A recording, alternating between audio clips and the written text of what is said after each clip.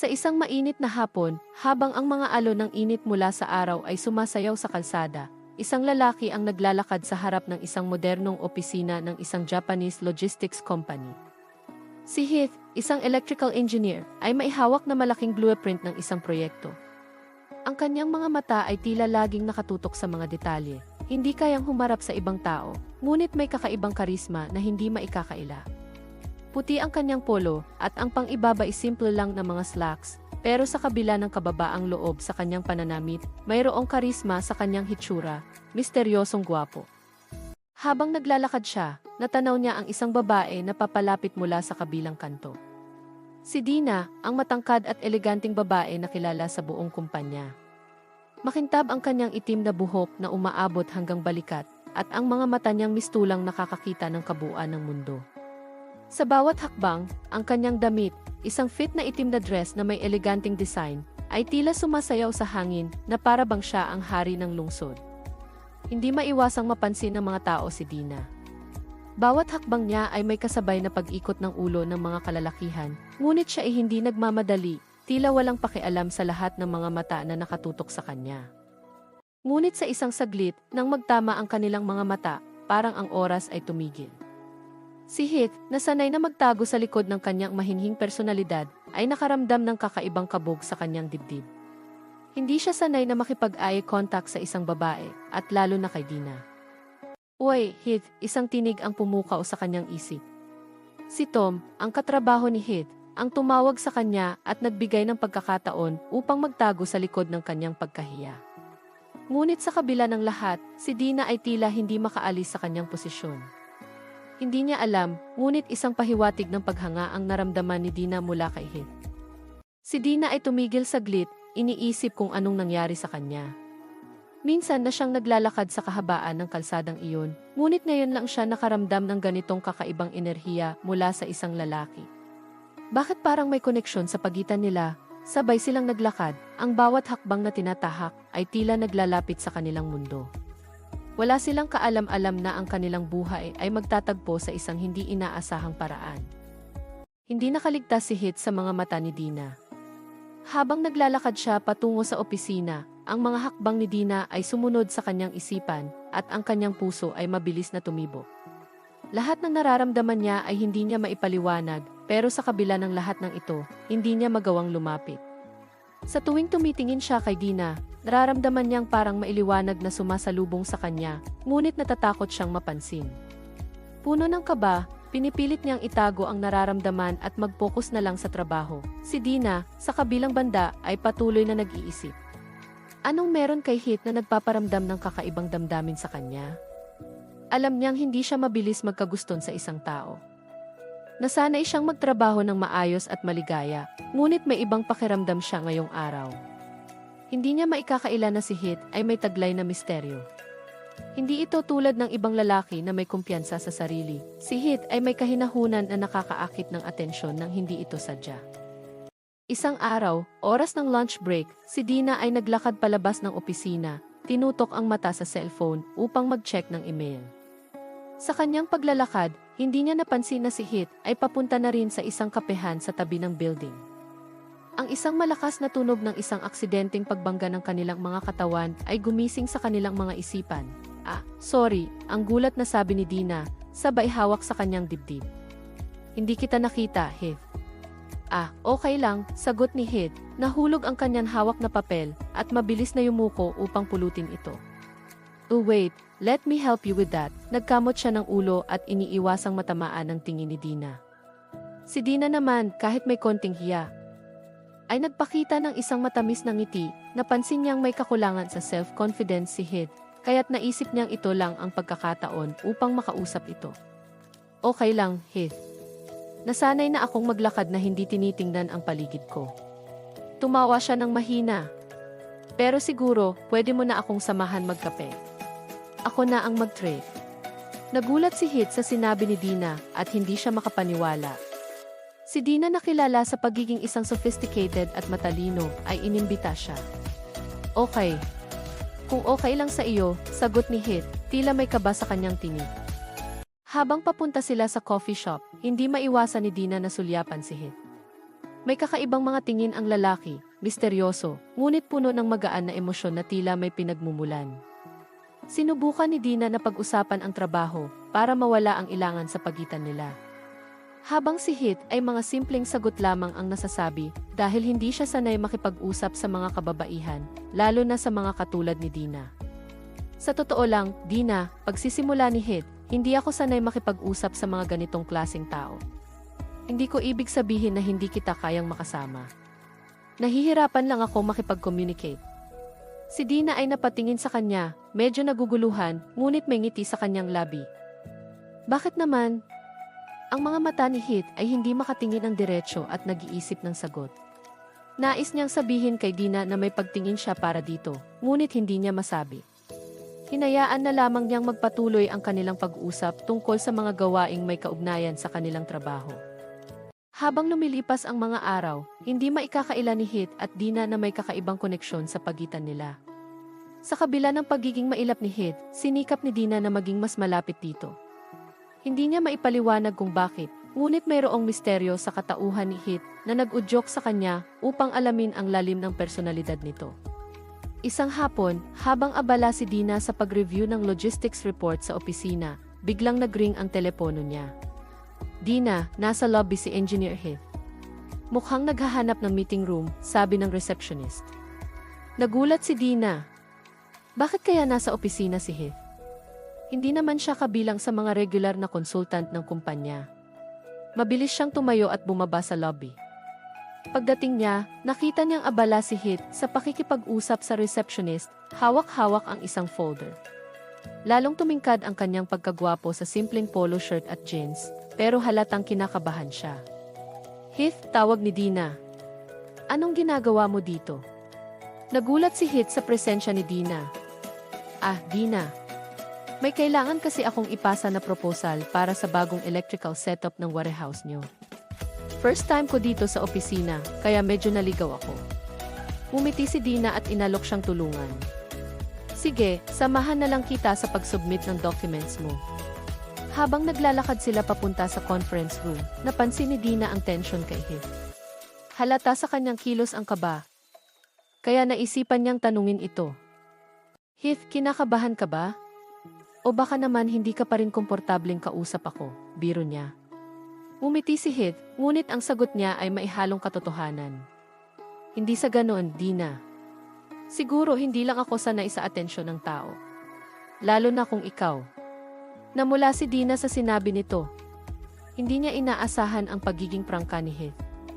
Ngunit bago pa siya makasagot, may isang babae na lumapit sa kanila, si Carmel, ang assistant ng si. Dina, sino itong kasama mo? Tanong ni Carmel, halatang may interes sa presensya ni Hit. Ah, si Engineer Hit. Electrical engineer ng isa sa mga contractors natin, sagot ni Dina. Umiti si Carmel kay Hit na tila sinusuri ito mula ulo hanggang paa. Mukhang bago ka lang sa kumpanya, Hit. Kung kailangan mo ng tulong, sabihin mo lang. Umiti si Hit, ngunit halatang hindi siya komportable. Napansin ito ni Dina, kaya't agad siyang nagpaalam kay Carmel at inaya na si Hit. Excuse us, Carmel. Tara na, Hit. Kailangan nating matapos agad ang submission mo. Nang makapasok sila sa conference room, napabuntong hininga si Hit. Salamat, Dina. Relax lang, sabi ni Dina habang inaayos ang documents niya. Pero curious ako. Palagi kang tahimik. Bakit parang hirap kang magtiwala sa mga tao? Sandaling natahimik si Hit. Tila may iniisip siyang malalim bago sumagot. Siguro kasi. Sanay akong mag-isa. Madalas kasi, ang mga tao ay nagiging interesado lang sa iyo dahil may kailangan sila. Ayoko ng ganon. Napaisip si Dina sa sinabi ni Hit. May lungkot sa kanyang boses na tila may pinanggagalingang mas malalim. Nais niyang tanungin pa ito, ngunit pinigilan niya ang sarili. Pagkatapos nilang masubmit ang proposal, inalok ni Dina si Hit na magmeryenda. Para naman maging mas komportable ka sa mga tao, sabi niya, sabay ngiti. Habang kumakain sila sa isang malapit na cafe, nagsimulang magkwento si Hit.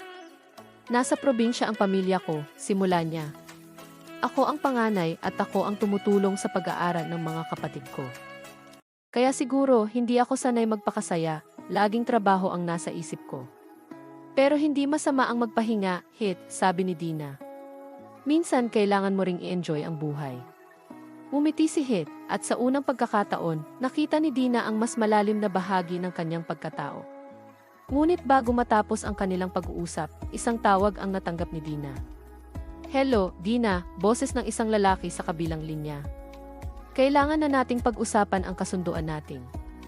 Hindi na pwedeng ipagpaliban ito. Biglang nagbago ang ekspresyon ni Dina. Halatang kinakabahan siya, ngunit pinilit niyang maging kalmado. Sige, magkita tayo mamaya. Napansin ni Hit ang pagbabago sa tono ni Dina. May problema ba? Tanong niya. Umiling si Dina, ngunit halata sa kanyang mata na may itinatago siyang lihim. Wala. Salamat sa time at pagpayag na magkape tayo. Mayroon lang akong kailangang asikasuhin, mauuna na ako. Habang paalis si Dina ay tiningnan ito ni Hit, napaisip siya kung ano kaya ang itinatago nito. Sa unang tingin, si Dina ay parang isang perpektong babae, matapang, elegante, at puno ng tiwala sa sarili. Ngunit ngayon, may nakita siyang pangamba sa mukha nito. Hindi alam ni Hit na ang pagpasok ni Dina sa kanyang buhay ay hindi lang magdadala ng saya, kundi maghahatid din ng mga pagsubok at sikretong magpapabago sa kanilang kapalaran. Pag-alis ni Dina mula sa cafe, nanatili si Hit sa kanyang upuan, nag-iisip tungkol sa kakaibang reaksyon ni Dina sa tawag kanina. Hindi niya maalis sa isip ang tanong, ano kaya ang tinatago nito? Sa kabila ng pagkagusto niya kay Dina, naramdaman niyang may malalim na lihim sa likod ng katauhan nito. Samantala, si Dina ay nagmamadaling dumiretso sa isang upscale restaurant sa Makati, kung saan naghihintay ang lalaking tumawag sa kanya, si Philip, ang kanyang dating fiancé. Matangkad, gwapo at kagalang-galang ang dating ni Philip, ngunit ang tensyon sa pagitan nila ay halatang hindi madaling ayusin. Philip, sinabi ko na sa'yo. Wala na tayong dapat pag-usapan, ani Dina habang umupo siya sa harap ng lalaki. Talaga ba, Dina? Sagot ni Philip, ang tono ng kanyang boses ay puno ng bahagyang panunuya. Paano ang usapan natin tungkol sa negosyo ng pamilya mo? Hindi mo ba naisip na ang desisyon mong iwan ako ay naglagay ng lahat ng ito sa peligro? Napabuntong hininga si Dina. Ang negosyo ng pamilya. Iyon ang dahilan kung bakit nasa ganitong posisyon siya ngayon. Ngunit kailanman, hindi niya gustong manatiling nakatali kay Philip para lamang protektahan ito. Philip, sagot niya, pinilit maging kalmado, alam kong malaki ang naitulong mo sa negosyo namin noon. Pero tapos na ang relasyon natin. Huwag mong gawing dahilan ang negosyo para pilitin akong balikan ka. Tumawa si Philip pero ang mga mata niya ay malamig. Sige, Dina.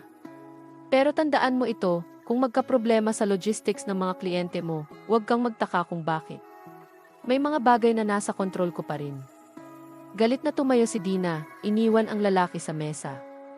Alam niyang walang patutunguhan ang usapan nila. Sa isip niya, kailangan niyang gumawa ng paraan upang protektahan ang kanyang pamilya at negosyo nang hindi na humihingi ng tulong mula kay Philip. Sa kabilang banda, si Hit ay nagdesisyong bumalik sa opisina para tapusin ang natitirang trabaho. Pero habang naglalakad siya sa hallway, narinig niyang nag-uusap ang dalawang empleyado sa malapit. Alam mo ba? Si Dina daw. Dati nang engaged kay Philip Santiago, sabi ng unang empleyado. Pero balita ko, hindi natuloy kasi nagkaproblema sila sa negosyo. Pero ang totoo, parang si Philip ang tumulong sa family business nila noong halos malugi ito, sagot ng isa pa. Biglang natigilan si Heath. Ngayon ay unti-unti niyang naunawaan kung bakit tila laging may bigat na dala si Dina. Sa kabila ng kanyang eleganteng aura, may mga bahagi ng buhay niya na hindi perpekto. Habang iniisip ito, nakita niyang pababa ng elevator si Dina, tila galit at tuliro. Hindi niya maiwasang lumapit. Dina, okay ka lang ba? Tanong niya, halatang nag-aalala. Nagulat si Dina sa presensya ni Heath, pero pinilit niyang umiti. Heath! Pasensya na kung parang masungit ako ngayon. Medyo stressful lang ang araw. Pero halata sa mga mata ni Dina ang pagod at alalahanin. Hindi na nagtangkang magtanong pa si Heath, pero sinabi niya, kung kailangan mo nang makakausap, nandito lang ako. Napatingin si Dina kay Heath, at sa unang pagkakataon, naramdaman niyang hindi ito tulad ng ibang lalaki. Hindi ito lumalapit sa kanya dahil sa kanyang estado o hitsura. Naroon si Heath para makinig, at iyon ang bagay na hindi niya madalas makita sa ibang tao. Salamat Heath, sagot niya, ang tinig niya ay mas malumanay na. Kinagabihan, habang mag-isa si Heath sa kanyang apartment, hindi niya maiwasang isipin si Dina. Alam niyang hindi siya bahagi ng mundo nito, isang mundo ng mga negosyante, matataas na posisyon at komplikadong relasyon. Ngunit hindi niya mapigilan ang damdaming unti-unting nabubuo para kay Dina. Sa kabila nito, napaisip din siya sa isang bagay. Bakit kaya tila may kontrol si Philip sa negosyo ng pamilya ni Dina? At paano niya magagawang tulungan si Dina nang hindi niya nararamdaman na nakikialam siya? Habang nagmumuni-muni, isang text message ang dumating sa kanyang cellphone. Mula ito kay Dina. Heath, pwede ba tayong magkita bukas? May kailangan akong sabihin sa'yo. Napatitig si Heath sa mensahe. May halo itong excitement at kaba. Hindi niya alam kung ano ang gustong sabihin ni Dina, pero alam niyang ito ang simula ng mas malalim na yugto ng kanilang kwento. Isang kwento na puno ng pag-ibig, lihim, at pagsubok na magbabago sa kanilang buhay. Kinabukasan, hindi mapakali si Heath. Simula nang matanggap ang mensahe ni Dina kagabi, hindi niya mapigilang magtanong sa sarili, bakit kaya gusto niya akong makita? Ano ang kailangan niyang sabihin? Alam niyang may tinatago si Dina, pero hindi niya inisip na magtitiwala ito sa kanya at sasabihin ang katotohanan. Dumating siya sa napagkasunduang lugar, isang tahimik na parke malapit sa opisina ni Dina. Pagdating niya, nakita niyang nakaupo si Dina sa isang bench. Tila malalim ang iniisip habang pinagmamasdan ang mga dahong nahuhulog sa damuhan. Eleganteng-elegante pa rin ang kanyang dating sa simpleng white blouse at slacks, pero halata ang pagod sa kanyang mukha. Heath, tawag ni Dina nang makita siya. Tumayo ito at mumiti ng pilit. Bakit mo ako pinapunta rito? May problema ba? Tanong niya na puno ng pag-aalala. Huminga ng malalim si Dina bago magsalita. Heath, may kailangan akong aminin sa'yo. Alam kong baka magulat ka, pero pakiramdam ko, ikaw lang ang taong makakaintindi sa akin ngayon. Nagulat si Heath, pero tahimik siyang umupo sa tabi ni Dina. Hinihintay ang mga susunod na sasabihin nito. May kilala ka bang Philip Santiago? Tanong ni Dina, diretso at walang paligoy-ligoy. Napalunok si Heath. Ang pangalang iyon ang narinig niya kahapon mula sa 2 empleyado sa opisina. Oo, narinig ko na. Siya ba? Siya ba yung dating fiancé mo? Tumango si Dina. Oo, Heath, dati kaming engaged, pero nagkahiwalay kami dahil sa mga komplikasyon sa negosyo ng pamilya ko. Noong panahong iyon, halos malugi ang kumpanya namin at si Philip ang tumulong upang mailigtas ito. Bilang kapalit, gusto niyang ituloy ang kasal namin, isang kasal na parang transaksyon na lang para sa kanya. Tahimik na nakinig si Heath, nararamdaman niyang may mas mabigat pang sasabihin si Dina. Pero Heath, hindi ko kayang magpakasal sa isang taong hindi ko mahal. Patuloy ni Dina, ang boses niya ay halos basag na. Nagdesisyon akong tapusin ang lahat, kahit na alam kong maaaring bumagsak ulit ang negosyo namin. Ngayon, si Philip ay nagbabantang sisirain ang kumpanya kung hindi ko gagawin ang gusto niya. Nagpanting ang tenga ni Heath. Hindi niya inasahan na ganito kalalim ang problema ni Dina. Ginugulo ka pa rin ba niya hanggang ngayon? Tanong niya, halatang may namumuong galit sa kanyang boses. Oo. Mahinang sagot ni Dina. At natatakot ako, Heath. Natatakot akong mawala ang lahat, ang pinaghirapan ng pamilya ko, dahil lang sa desisyon kong lumayo kay Philip. Napatitig si Heath kay Dina, na nooy tila malapit ng bumigay sa bigat ng kanyang nararamdaman. Sa unang pagkakataon, nakita ni Heath ang isang Dina na nangangailangan ng kakampi at makakaramay. Dina, bakit mo sinasabi ito sa akin? Tanong ni Heath, ang boses niya ay puno ng pagkalito. Tumingin si Dina sa kanya, at sa kanyang mga mata ay nakita ni Heath ang pag-asa. Kasi ikaw lang, Heath. Ikaw lang ang hindi humuhusga sa akin. Ikaw lang ang nagbibigay sa akin ng rason para magtiwala ulit sa ibang tao. Hindi makapagsalita si Heath. Ramdam niya ang kaba sa kanyang dibdib, pero kasabay nito ay ang matinding pagnanais na protektahan si Dina. Dina, mahinang sabi niya, hindi kita pababayaan. Kung kailangan mo ng tulong, nandito ako. Umiti si Dina, kahit pa mailuha ng pumapatak sa kanyang mga mata. Salamat, Heath. Hindi ko alam kung bakit, pero pakiramdam ko, ligtas ako kapag kasama kita. Kinagabihan, habang nag-iisa sa kanyang apartment, hindi mapigilan ni Heath na isipin ang sitwasyon ni Dina. Alam niyang malaki ang kalaban nila, si Philip, isang makapangyarihang negosyante. Pero paano siya makakatulong? Isa lamang siyang simpleng tao, wala siyang koneksyon o impluwensya. Ngunit habang tinititigan niya ang mga blueprint na nasa kanyang lamesa, biglang pumasok sa isip ni Heath ang isang ideya. Kung hindi ko kayang labanan si Philip ng direkta, baka kaya ko siyang matalo sa sarili niyang laro. Kinuha ni Heath ang kanyang cellphone at tinawagan ang kaibigan niyang si Mark na isang IT expert. Pre, kailangan ko ng tulong mo, sabi niya. May gusto akong malaman tungkol sa isang kumpanya. Kaya mo bang kumuha ng impormasyon para sa akin? Basta ikaw, pre. Anong kumpanya yan? Tanong ni Mark.